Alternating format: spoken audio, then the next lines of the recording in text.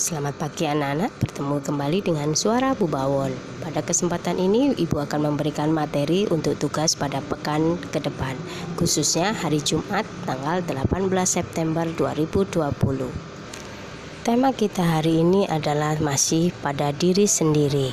Bab yang akan kita pelajari, aku punya pendirian. Ingat, aku punya pendirian. Setiap orang punya pilihan, setiap orang juga boleh memilih. Setiap orang juga boleh tidak memilih. Tetapi ketika pilihan kita tidak sama dengan orang lain, maka itu adalah hal yang wajar. Tidak perlu kita harus menyamakan pilihan kita dengan pilihan orang lain. Orang lain adalah orang lain, diri kita adalah diri kita. Orang lain punya pilihan A, kita memilih B, atau sebaliknya, orang lain tidak suka A, kita suka B. Inilah yang disebut sebagai pilihan, dan inilah yang kita sebut sebagai pendirian. Pengalaman apa yang kita bisa peroleh dari belajar memiliki pendirian? Tentu setiap apa yang kita pelajari kita berharap untuk mendapatkan hasil atau pengalaman. Pengalaman dari belajar memiliki pendirian adalah kita menjadi orang yang kritis. Kita menjadi orang yang berani untuk menolak ketika hal itu tidak sesuai dengan yang kita inginkan.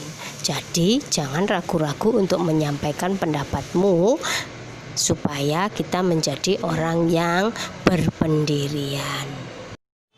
Pentingkah kita memiliki suatu pendirian? Ya, sangat penting sekali. Karena kalau kita bisa ambil contoh di dalam kelas, kadang ada teman-teman yang suka, ayo kamu ikut saya ke sini, kalau enggak kamu gak tak boleh. Ayo kita melakukan ini, kalau enggak kamu gak jadi temanku. Nah, fungsi dari memiliki pendirian itu ada di sini.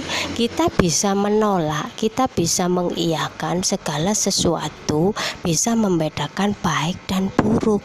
Kalau kita menjadi anak yang suka ikut-ikutan saja, maka itu disebut sebagai tidak punya pendirian.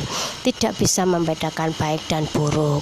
Diajak bolos, ayo. Diajak ndak ngarep PR, oke. Tapi ketika diajak melakukan hal-hal yang benar, datang tepat waktu, kemudian hormat kepada bapak ibu guru, melaksanakan piket dan lain sebagainya, justru tidak mau melakukan. Seringkali di dalam kelas atau di suatu pertemanan terjadi pertengkaran hanya gara-gara ikut-ikutan. Ketika dipanggil oleh bapak ibu guru, kenapa kamu mengerjakan ini, kenapa kamu mengikuti itu?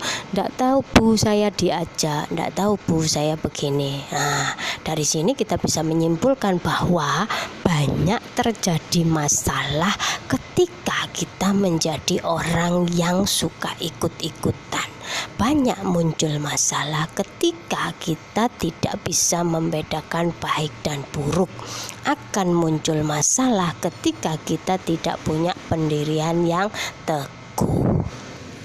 Inilah pentingnya kita belajar tentang pendirian. Sekarang semua dikembalikan kepada kamu. Kamu mau menjadi anak yang suka ikut-ikutan saja atau anak yang punya pendirian? Semua pilihan ada pada diri kamu sendiri. Saat kamu suka ikut-ikutan saja, resikonya sudah bisa kamu pikirkan. Ketika kamu menjadi anak yang punya pendirian, manfaatnya juga sudah bisa kamu tentukan. Tugas orang tua di rumah adalah harus memberikan bimbingan tentang tujuan baik buruknya bisa membedakan segala sesuatu. Oke, baiklah, sampai di sini penjelasan Ibu sekilas tentang materi aku punya pendirian. Jika ada yang ingin kamu tanyakan atau kurang jelas, bisa langsung japri ke Bu Bawon. Tetap semangat, tetap belajar dari rumah, usahakan selalu menjaga kesehatan. Sampai bertemu lagi, terima kasih.